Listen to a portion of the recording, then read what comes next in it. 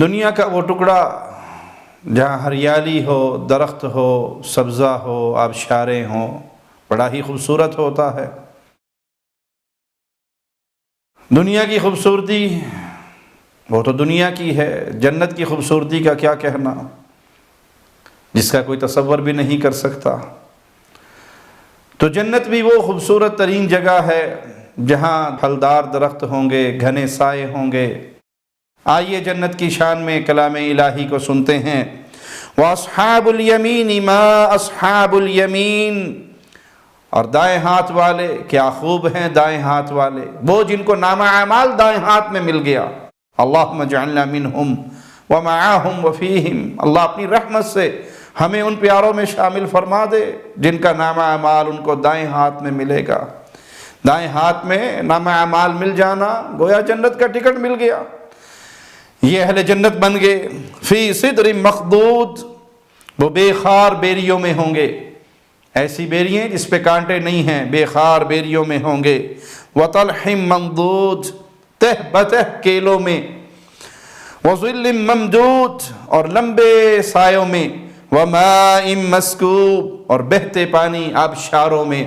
تو تصور کیجئے کوئی ایسی جگہ جہاں پھل بھی، درخت بھی، لمبے سائے بھی اور آبشاریں بھی، وہ کتنی پیاری جگہ ہوگی۔ اور واقعی جنت بہت پیاری ہے۔ اس جنت کے لیے محنت کیجئے، اس کو پانے کے لیے محنت کیجئے۔ دنیا کی عارضی لذتیں، وہ بھلے نظر کی لذتیں ہوں یا زبان کی لذتیں ہوں، وہ عارضی ہیں، ختم ہو جانے والی ہیں۔ بلکہ گناہ میں لذت ہوتی ہی اس وقت تک ہے جب تک گناہ کر نہ لیا جائے۔ جب کر لو پھر تو ضمیر چوٹ مارتا ہے کہ یہ کیا کیا، یہ کیا کیا، یہ کیا کیا۔ پھر تو ضمیر انسان کو ستاتا ہے اگر اندر کا انسان جاگ رہا ہے۔ لیکن جنت کی نعمتیں وہ عارضی نہیں ہیں، وہ ہمیشہ کی نعمتیں ہیں۔ ذوات افنان، وہ دونوں بہت زیادہ شاخوں والے۔ ایک اور مقام پہ مالک فرماتا ہے فیہما فاکہۃ ونخل ورمان، ان دونوں میں لذیذ پھل ہوں گے اور کھجورے اور انار بھی۔ نبی کریم صلی اللہ علیہ وسلم کا فرمان صحیح بخاری 4881 نمبر روایت ہے، آپ نے فرمایا جنت میں ایک درخت ہے، اگر اس درخت کے سائے میں شتر سوار دوڑے کتنے عرصے تک، 100 برس تک بھی چلتا رہے تو اس کا سایہ ختم نہیں ہوگا۔ اتنے گھنے اور سائے دار درخت وہ اللہ کی جنت میں ہوں گے۔ چاہو تو قرآن حکیم کا یہ مقام پڑھ لو، وظل ممدود، اور لمبے سایوں میں۔ نبی کریم صلی اللہ علیہ وسلم کے صحابی سیدنا برا بن عازب نے ایک مرتبہ قرآن حکیم کی یہ آیت تلاوت فرمائی، وَدَانِيَةً عَلَيْهِمْ ظِلَالُهَا وَذُلِّلَتْ قُطُوفُهَا تَذْلِيلًا، اور اس جنت کے سائے ان پر جھکے ہوں گے اور ان کے پھلوں کے گچھے ان کے تابع فرمان بنا دیے جائیں گے۔ اور آپ نے حاضرین سے فرمایا اہل جنت کھڑے کھڑے، بیٹھے بیٹھے، لیٹے لیٹے جس طرح چاہیں گے جنت کے پھل کھائیں گے، یعنی وہ پھل ان کے تابع فرمان ہیں، ان کی خواہش کا احترام کریں گے، جیسے چاہیں گے وہ اس کو اسی طرح اس سے فائدہ اٹھائیں گے۔ اور جنت کے پھل، ان کے ذائقوں کا کیا کہنا، ان کی خوشنمائی کا کیا کہنا۔ وَفَاكِهَةٍ كَثِيرَةٍ لَا مَقْطُوعَةٍ وَلَا مَمْنُوعَةٍ، اور وہ وافر پھلوں میں جو نہ تو کبھی ختم ہوں گے اور نہ ممنوع، نہ تم سے روکا جائے گا کہ بس تمہارا حصہ ختم ہو گیا اب کسی اور کا حصہ ہے، ایسا ماجرا نہیں ہے۔ نہ وہ پھل ختم ہوں گے نہ ان پھلوں سے روکا جائے گا۔ پیارے نبی صلی اللہ علیہ وسلم نماز کسوف پڑھا رہے، نماز ختم ہوئی تو آپ صلی اللہ علیہ وسلم نے اپنے صحابہ سے کہا یہ چاند اور سورج اللہ کی نشانیوں میں سے نشانیاں ہیں، جب ان کو گرہن لگتا ہے یہ نہ تو کسی کی موت کی وجہ سے نہ کسی کی پیدائش کی وجہ سے، بلکہ یہ اللہ کی نشانیاں ہیں، جب ان کو گرہن لگا ہوا دیکھو تو پھر اللہ کا ذکر کرو۔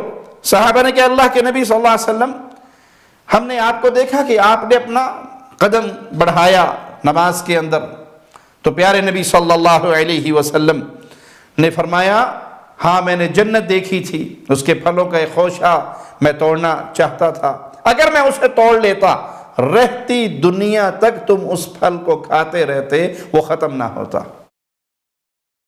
پیارے نبی صلی اللہ علیہ وسلم کا یہ فرمان، وہ پھل کا ایک خوشہ رہتی دنیا تک تم کھاتے رہتے تو وہ ختم نہ ہوتا، اور جس جنت میں انسان داخل ہو جائے گا وہاں پھلوں کے باغات ہوں گے۔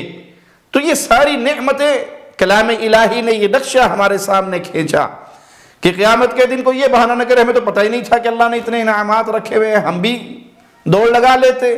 یہ سب شریعت اسلامیہ نے کھول کھول کر بیان کر دیے۔ اب خوش نصیب ہے جو اپنی اس زندگی کو اس جنت پانے کے لیے خرچ کرتا ہے۔ اس کا قطعاً یہ معنی کوئی نہ نکالے کہ وہ دنیا سے منہ موڑ لے، وہ پہاڑوں میں نکل جائے، وہ جنگلوں کا منہ کر لے، وہ صوفی بن جائے، وہ لوگوں سے کنارہ کش ہو جائے، وہ مصلی لے کر بس دریاؤں کے کناروں پہ جا کے آباد ہو جائے۔ یہ معنی شریعت محمدیہ نے کبھی نہیں کیا۔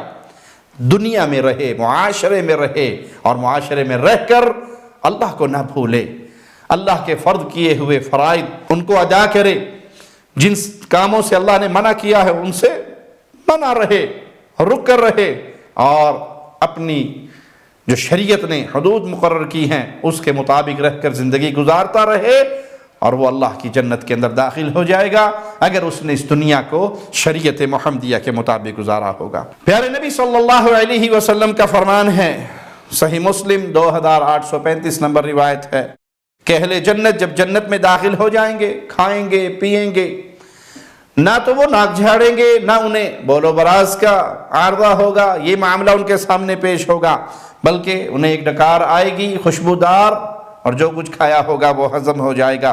ان کی زبانوں پر بے ساختہ اللہ کی حمد و ثنا جاری رہے گی۔ جس طرح انسان سانس بے ساختہ لیتا ہے، اسی طرح اہل جنت اللہ کا ذکر بھی کرتے رہیں گے۔ سیدنا عبداللہ بن سلام رضی اللہ عنہ وارضاہ نے بتلایا کہ جب میں نے اسلام قبول کرنے کا ارادہ کیا تو میں اللہ کے نبی صلی اللہ علیہ وسلم کے پاس آیا۔ میں نے کہا اللہ کے نبی صلی اللہ علیہ وسلم، میں آپ سے کچھ پوچھنا چاہتا ہوں۔ آپ نے فرمایا پوچھئے۔ تو انہوں نے پوچھا کہ جنت میں اہل جنت کی جب ضیافت ہوگی تو پہلی ضیافت کس چیز سے ہوگی؟ آپ صلی اللہ علیہ وسلم نے فرمایا مچھلی کے جگر کا اضافی حصہ، اس سے جنتیوں کی ضیافت ہوگی۔ اور ایک دوسری روایت صحیح مسلم کی 315 نمبر، اس میں ہے کہ ایک یہودی عالم رسول اللہ صلی اللہ علیہ وسلم کے پاس آیا اور کہا یا محمد سلام علیک۔ سیدنا ثوبان بیان کرتے ہیں کہ میں پاس ہی کھڑا تھا، میں نے اس کو زور سے دھکا دیا۔ تو انہوں نے کہا مجھے دھکا کیوں دیا؟ کہا تم نے نبی کریم صلی اللہ علیہ وسلم کو محمد الرسول اللہ کہہ کر کیوں نہیں بلایا؟ تو کہا میں تو اس نام سے پکاروں گا جو نام ان کی والدہ نے رکھا، ان کے گھر والوں نے رکھا۔ تو پیارے نبی صلی اللہ علیہ وسلم نے فرمایا ہاں میرا نام محمد ہے، میرے گھر والوں نے رکھا۔ اس پر وہ یہودی کہتا ہے کہ میں آپ سے کچھ پوچھنے آیا ہوں۔ تو آپ صلی اللہ علیہ وسلم نے فرمایا میری کہی ہوئی بات تمہیں فائدہ پہنچائے گی؟ تو وہ کہنے لگا میں غور سے سنوں گا۔ تو اللہ کے نبی صلی اللہ علیہ وسلم کے ہاتھ میں ایک لکڑی تھی جس سے آپ زمین کو رید رہے تھے۔ کہا پوچھئے۔ تو یہودی نے سوال کیا جس روز زمین و آسمان کو تبدیل کر دیا جائے گا تو لوگ کہاں ہوں گے؟ آپ نے فرمایا وہ پل سے پہلے تاریکی کے مقام پر ہوں گے۔ اس نے پوچھا سب سے پہلے پل کون کراس کرے گا؟ تو آپ صلی اللہ علیہ وسلم نے فرمایا فقراء مہاجرین، جنہوں نے اپنا سب کچھ قربان کر دیا اور فقیری کی حالت میں ہجرت کر گئے۔ اس نے کہا لوگ جب جنت میں داخل ہوں گے تو انہیں کیا تحفہ دیا جائے گا؟ تو آپ نے فرمایا مچھلی کے جگر کا اضافی ٹکڑا، اس کا تحفہ ملے گا۔ اس نے کہا پھر اس کے بعد کس چیز سے اہل جنت کی ضیافت ہوگی؟ تو آپ صلی اللہ علیہ وسلم نے فرمایا اس بیل سے جو جنت کے اطراف میں چرتا پھرتا ہے، اس سے اہل جنت کی ضیافت ہوگی۔ یہودی نے کہا کھانے کے بعد انہیں پینے کے لیے کیا پیش کیا جائے گا؟ تو نبی کریم صلی اللہ علیہ وسلم نے فرمایا جنت کے ایک چشمے کا پانی جسے سلسبیل کہا جاتا ہے۔ یہودی عالم نے کہا آپ نے بالکل درست فرمایا۔ فقراء مہاجرین جنہوں نے اپنا سب کچھ قربان کر دیا اور فقیری کی حالت میں وہ ہجرت کرتے ہوئے اللہ کے لیے آگے، نہ ان کے پلے میں مال رہا نہ دنیا کی دولت رہی، اور اسی حالت کے اندر وہ اللہ کے راستے میں ہجرت کے لیے نکلے۔ اسی طرح مچھلی کا گوشت، یہ تو میڈیکل سائنس بھی بتاتی ہے کہ گوشتوں میں اچھا گوشت جو ہے یہ وائٹ میٹ ہے، مچھلی کا گوشت ہے اور اس کا جگر کا اضافی حصہ، یہ اور زیادہ فائدہ مند ہے، دل کو تقویت دیتا ہے۔ تو اہل جنت کے لیے یہ نعمتیں ہیں جو اللہ مالک نے اپنے بندوں کے لیے تیار کر رکھی۔ جس نے اس زندگی کو اپنے خالق و مالک کے حکم کے مطابق گزار لیا، اب جب وہ جنت میں ہوگا تو اللہ کی طرف سے انعامات کی اس کے اوپر بارش ہوگی، وہ جو چاہے گا اسے ملے گا۔ سیدنا عبداللہ ابن مسعود رضی اللہ عنہ کا قول ہے کہ جنتی جنت میں کسی پرندے کا گوشت کھانا چاہے گا تو وہ ابھی اس کی خواہش ہوگی اور وہ بھنا بھنایا ہوا پرندہ اس کے سامنے پیش کر دیا جائے گا۔ جنت کے پھل بظاہر ایک طرح کے ہوں گے، لیکن ان کا ذائقہ، ان کا مزہ وہ ایک سے بڑھ کر ایک ہوگا۔ مالک کا فرمان سنیے، وَبَشِّرِ الَّذِينَ آمَنُوا وَعَمِلُوا الصَّالِحَاتِ أَنَّ لَهُمْ جَنَّاتٍ تَجْرِي مِن تَحْتِهَا الْأَنْهَارِ، خوشخبری ہے، بشارت ہے کن کے لیے؟ جو ایمان لے کر آئے۔ یہ جملہ کبھی نہ بھولیے، ایمان ایمان ایمان، توحید توحید توحید، اس کو اپنے پلے سے باندھ کر رکھیے۔ جنہوں نے توحید کو خالص کر لیا، جو ایمان لے کر آئے، جو شرک کی غلاظتوں سے نکل گئے، جنہوں نے قبروں پہ سجدے نہیں کیے، قبروں کے طواف نہیں کیے، مردوں کو مشکل کشا و حاجت روا سمجھ کے نہیں پکارا، ان کے در کے بھکاری نہیں بنے، بلکہ وہ ایک اللہ کے در کے منگتے رہے، ایمان لے کر آئے، پھر انہوں نے عمل صالح کیا، تو ان کو خوشخبری کیا ہے کہ اللہ ان کو جنت میں داخل کرے گا، ایسے باغات جس کے نیچے نہریں بہتی ہوں گی۔ اب یہاں اہل جنت کو پھل پیش ہوں گے۔ مالک کا فرمان سنیے، كُلَّمَا رُزِقُوا مِنْهَا مِنْ ثَمَرَةٍ رِزْقًا قَالُوا هَذَا الَّذِي رُزِقْنَا مِنْ قَبْلِ، ان کو جنت کے پھل پیش کیے جائیں گے تو کہیں گے یہی تو بھی تھوڑی دیر پہلے کھائے تھے، یہ رزق تو ہمیں پہلے بھی ملا تھا۔ وَأُتُوا بِهِ مُتَشَابِهًا، اس سے ملتے جلتے پھل بھی ان کو پیش کیے جائیں گے۔ وَلَهُمْ فِيهَا أَزْوَاجٌ مُطَهَّرَةٌ، وہاں ان کے لیے پاکیزہ بیوییں ہوں گی۔ وَهُمْ فِيهَا خَالِدُونَ، اور وہ ہمیشہ ہمیش کی زندگی میں وہاں پر ہوں گے، ہمیشہ ہمیش اسی جنتوں کے اندر رہیں گے۔ تو یہ ہے جنت جو ملے گی کس کو؟ مومن اور نیک عمل کرنے والا، ایماندار۔ بنیادی شرط ہے موحد ہونا، مشرک کبھی اللہ کی جنت میں داخل نہیں ہوگا۔ آئیے مالک کا فرمان سنیے اور اپنے دل میں جنت کا شوق اور بڑھائیے۔ مولا فرماتا ہے، مثل الجنت التي وعد المتقون، جس جنت کا متقی لوگوں سے وعدہ کیا گیا ہے، اللہ ہمیں اپنی رحمت سے ان لوگوں میں شامل فرما دے، اپنے فضل سے ہمارے دل میں اپنا تقویٰ پیدا فرما دے کہ ہم گناہوں کو دیکھیں اور ہاتھ ہمارا رک جائے، ہم گناہوں سے منہ موڑ لیں۔ کس جنت کا ان سے وعدہ ہے؟ تجری من تحتها الانہار، جن باغات کا ان سے وعدہ ہے ان کی شان کیا ہے کہ ان کے نیچے نہریں بہتی ہیں۔ اکلها دائم وظلها، وہاں کے پھل اور وہاں کے سائے دائمی ہیں، نہ تو وہ پھل ختم ہوں گے اور نہ ہی وہ سائے ختم ہوں گے۔ تلک عقبی الذین اتقوا، یہ ہے ڈرنے والوں کا انجام، جو دنیا میں اللہ سے ڈرتے رہے، تقوی اختیار کرتے رہے، ان کا انجام یہ ہے۔ وہ ایسی جنتوں میں ہیں جہاں نہریں بہتی ہیں، ایسے باغات میں ہیں۔ دیکھیں باغات اور نہریں اور پھل اور سائے، اور پھر وہ ہمیشہ ہمیش کے لیے، کیا ہی وہ منظر ہوگا اور کیا ہی وہ حسن و جمال ہوگا۔ یہ نتیجہ کس بات کا ہے؟ جس نے اس زندگی کو اللہ کے ڈر کے تحت گزارا، حلال و حرام، جائز و ناجائز، گناہ و ثواب۔ یہ نہیں ہے کہ دنیا کی چھوٹی سی تکلیف آئے اور وہ اس تکلیف سے ایسا دل برداشتہ ہو۔ ابھی چند دن پہلے ہی کسی کا مجھے میسج آیا، مولوی صاحب یہ مسئلہ بتا دیجئے، میں بڑی پریشان ہوں۔ کوئی خاوند کے ساتھ طلاق کا معاملہ چل رہا تھا اور وہ دنیا کی یہ چھوٹی سی تکلیف برداشت نہیں کر سک رہی، اور اس نے ایسا کفریہ جملہ کہا کہ میرا تو جی چاہتا ہے کہ میں اس اسلام کو ہی چھوڑ دوں۔ کہاں جاؤ گی اسلام کو چھوڑ کر؟ واپس کفر کی دنیا میں؟ تو پھر نتیجہ کبھی نہ بھولنا، وَعُقْبَ الْكَافِرِينَ النَّارِ، کفار کا ٹھکانہ دیکھتی ہوئی آگ ہے۔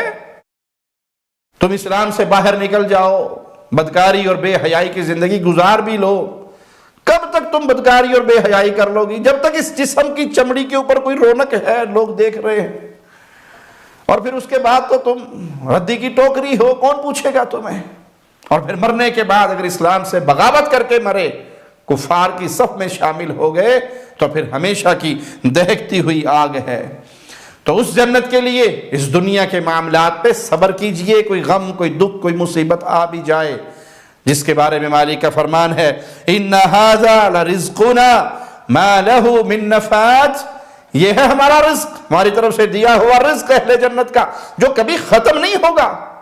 یہ کبھی ختم، نہ تو جنت کی زندگی ختم ہوگی، نہ جنت کی نعمتیں ختم ہوگی، نہ جنت میں جنتی کی جوانی ختم ہوگی، نہ وہاں کے کپڑے بوسیدہ ہوں گے۔ تو بھائی، اس زندگی کا مقصد آخرت بنانا، آخرت سنوارنا۔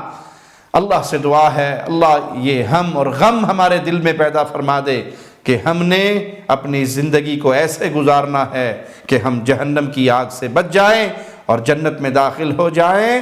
یہ وہ کامیابی ہے کہ جس کو یہ مل گئی وہ کائنات کا کامیاب انسان بن گیا۔ اقول قولی ھذا واستغفر اللہ لی ولکم ولسائر المسلمین۔ ہر لمحہ قرآن اور سنت کا ترجمان، فضیلت الشیخ توصیف الرحمان۔